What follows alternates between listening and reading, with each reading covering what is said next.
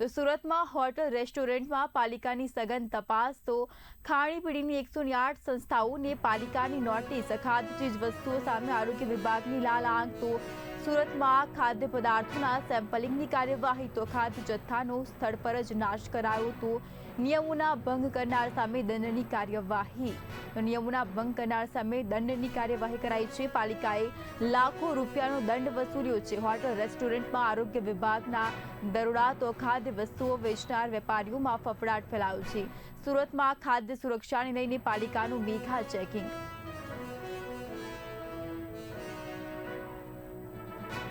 તો આજ મુદ્દે વધુ માહિતી માટે અમારા સંવાદદાતા ફોન લાઈન પર રશ્મિ રાણા જોડાઈ ચૂક્યા છે। રશ્મિ, સુરતમાં 108 સંસ્થાઓને ખાણીપીણીની સંસ્થાઓને નોટિસ ફટકારવામાં આવી છે અને ખાદ્ય પદાર્થોના જથ્થા જે છે પણ નાશ કરવામાં આવે છે। વધુ માહિતી જણાવશો।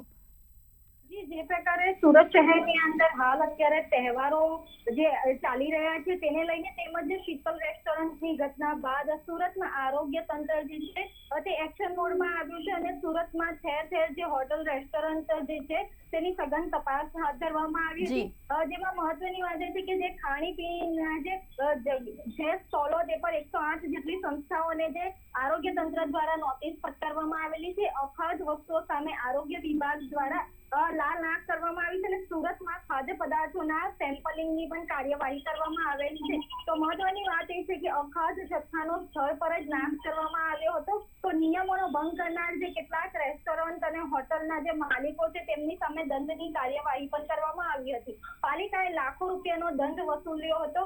તો હોટલ રેસ્ટોરન્ટમાં આરોગ્ય વિભાગ દ્વારા ઠેર ઠેર દરોડા પાડીને જે ખાદ્ય પદાર્થોના સેમ્પલ લઈને રિપોર્ટમાં તે મોકલવામાં આવ્યા હતા અને જે લોકોના રિપોર્ટ નેગેટિવ આવ્યા હતા તેને દંડની પણ તેઓ સામે કાર્યવાહી કરવામાં આવેલી છે। તો આ જે અખાદ્ય વસ્તુઓ જે વેચનાર વેપારીઓ છે તેઓને આ જે કાર્યવાહીને લઈને વેપારીઓમાં પણ ફફડાટ જોવા મળી રહ્યો છે।